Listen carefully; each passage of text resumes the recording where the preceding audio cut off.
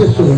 ತೊಟ್ಟಿಲಲ್ಲಿ ಮಕ್ಕಳು ಮಲಗುವಾಗ ಯೇಸುವೆ ಅವರಿಗೆ ಶಾಂತಿ, ಸಮಾಧಾನ, ಸುಖವಾದ ನಿದ್ರೆ, ಸಂತೋಷವನ್ನು ಮಕ್ಕಳಿಗೆ ಅನುಗ್ರಹ ಮಾಡು ಸ್ವಾಮಿ.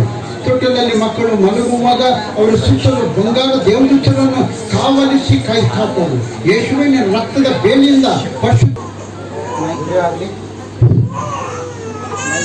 ಇದು ಈ ಮಗು ಮೊದಲನೇ ಮಗು.